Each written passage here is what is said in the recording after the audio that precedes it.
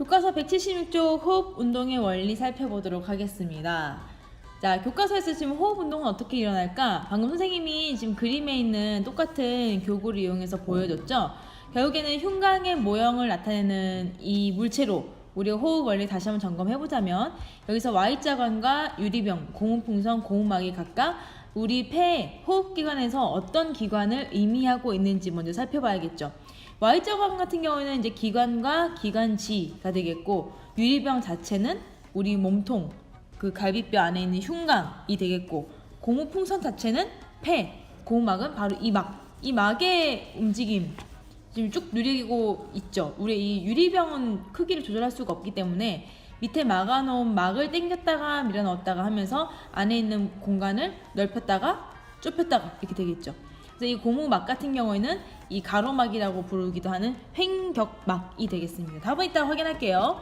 그 다음에 2번, 고무막을 아래로 잡아당겼을 때와 위로 밀어 올렸을 때 각각 고무풍선의 크기가 어떻게 달라진지 써보자. 우리 아까 영상에서 확인했듯이 고무막을 아래로 잡아당기면 부피가 커지기 때문에, 안에 있는 공간의 부피가 커지기 때문에 지금 폐의 크기가 커진다는 것을 확인할 수 있었고, 반대로 고무막을 위로 밀어 올리면 이 공간이 좁아지면서, 흉곽 안의 공간이 좁아지면서 폐가 작아지는 모습을 볼 수 있었습니다. 그래서 고무풍선의 크기가 당기면 커지고 밀어넣으면 작아진다 라고 보면 되겠죠.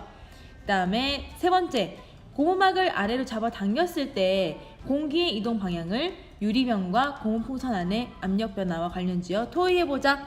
먼저 고무막을 아래로 잡아 당기면 공기의 이동 방향이 이렇게 되겠죠. 안으로 들어오겠죠. 안으로 들어오게 되고, 이때 유리병과 고무풍선 안에 압력 변화. 자, 이제 들어오게 되면 어떤 상황이 생기냐. 일단 잡아당기게 되면 폐의 부피가 커지게 되죠. 그렇죠? 폐의 부피가 커지게 되면서 압력이 낮아지게 됐어요.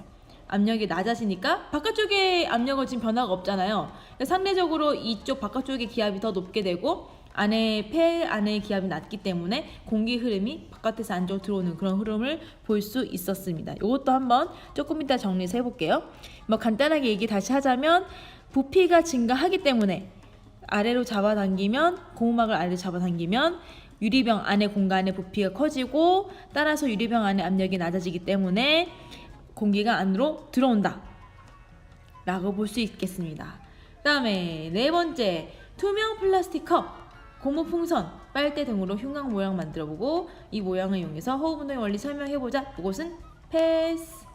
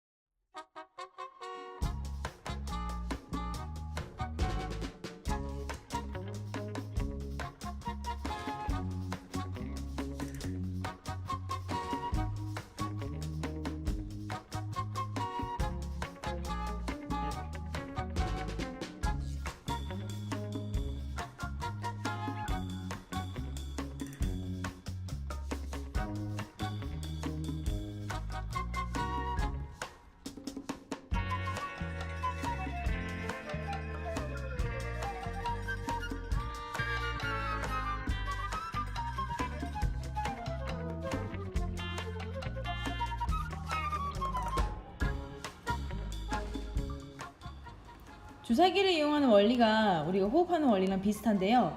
이런 경우에는 일단 사실 호흡할 때는 바깥도 공기고 폐 안도 공기가 채워지는데 주사기 같은 경우에는 이 주사기 끝부분에 그 약병을 갖다 대서 빨아들이는 거기 때문에 주사기 바깥쪽도 액체고 주사기 안쪽도 액체라서 살짝 원리가 100% 같다고는 볼 수 없긴 하지만 어쨌든 이 주사기 안에 공간이 우리가 이게 피스톤을 당기고 밀어 넣음에 따라서 부피의 크기 변하잖아요. 부피 변하기 때문에 그 밖에 있던 액체가 안으로 들어오기도 하고 주사기 안에 있는 액체가 나가기도 해서 호흡의 운동 원리와 비슷합니다. 그리고 177쪽에 이어서 빈칸 한번 채워볼게요. 이거는 숨을 들여 마실 때, 이번에는 숨을 내쉴 때 어떤 몸의 변화가 일어나느냐. 일단 숨을 들어 마시면 횡격막이 내려가고 갈비뼈가 올라가죠. 숨을 쉬면 갈비뼈가 쫙 올라가고 횡격막이 아래로 쫙 내려가면서 흉곽의 부피가 평상시보다 커지게 됩니다. 평상시보다 부피가 커지게 되고, 그렇게 되면 부피가 커졌으니까 폐 내부에 있는 공기가 폐 이 면적에 닿는 충돌 횟수가 작아지겠죠. 공간이 커졌으니까. 그렇기 때문에 압력은 낮아지게 되고, 그런 원리요. 바깥쪽에 있는 기압은 일정하기 때문에 상대적으로 낮아진 폐 속의 기압의 흐름에 따라서 공기가 안으로 들어오게 된다. 두 번째, 날숨, 숨을 내쉴 때 후 하고 숨을 내쉬면 지금 폐의 크기가 작아질 수밖에 없겠죠. 왜냐면 갈비뼈가 살짝 내려가고 횡격막이 쑥 올라가게 되면서 폐 부피가 작아지게 됩니다.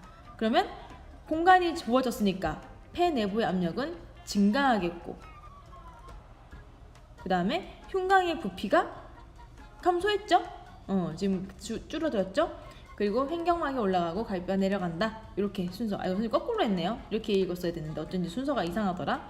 네. 그래서 이 공기 흐름 같은 경우는 후 하고 내쉬면 압력이 커졌기 때문에 상대적으로 바깥쪽에는 기압의 변화가 없어서 높은 쪽에서 낮은 쪽으로 공기가 슉 빠져나간다. 기압은 높은 곳에서 낮은 쪽으로 바람이 불듯이, 우리 아직 날씨 안 배웠지만 공기의 흐름도 높은 곳에서 낮은 곳으로 쭉 이동하게 됩니다.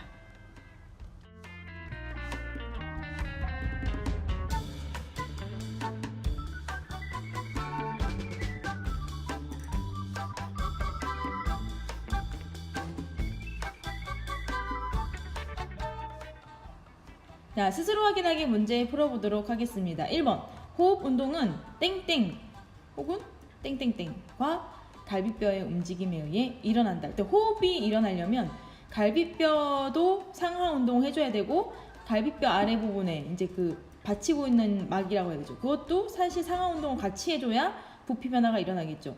그것은 무엇일까요? 정답 써주세요. 그 다음에 2번, 들숨이 일어날 때 흉곽의 부피와 압력, 폐의 압력 변화를 각각 써보자. 숨을 들이쉴 때 흉곽의 부피는 일단 마시니까 부피가 커지겠고요. 그 다음에 부피가 커지기 때문에 폐 속에 들어있는 공기들이 폐 벽에 부딪히는 횟수가 당연히 줄어들겠죠. 공간이 넓어졌기 때문에 폐 속의 압력은 당연히 작아지겠네요. 제가 답 한번 써볼게요. 3번, 들숨이 일어날 때와 날숨이 일어날 때 각각 폐의 압력이 대기압보다 기압이 높은지 낮은지를 공기 이동 방향을 관련지어 설명해보자. 일단 공기의 이동 방향은요, 기압이 높은 쪽에서 낮은 쪽으로 흐르게 되는데, 폐의 압력과 대기압 중에서 변화가 있는 것은 폐의 압력이에요. 대기압은 거의 일정하다고 보고, 왜냐면 그 날씨와 관련된 부분이기 때문에 대기압은 일정한데 폐 속의 압력이 커지냐 작아지냐, 그래서 상대적으로 대기압보다 높아지냐 낮아지냐에 따라서 지금 공기의 운동 방향이 정해지겠죠. 먼저 들숨, 들어 마시면 폐 압력이 낮아지니까 상대적으로 공기가 바깥쪽에서 안쪽으로 들어오게 되고, 날숨, 숨을 내뱉게 되면 폐 압력이 높아지죠. 공간이 작아지니까. 그럼 상대적으로 대기압보다 기압이 높기 때문에 오히려 폐 안에서 폐 바깥쪽으로 공기가 빠져나가게 되겠죠. 그래서 이 기본적인 공기 흐름 방향을 알고 있다면 어느 쪽이 대기압보다 높은지 낮은지를 판단해서 공기의 흐름 방향도 예측해 볼 수가 있습니다.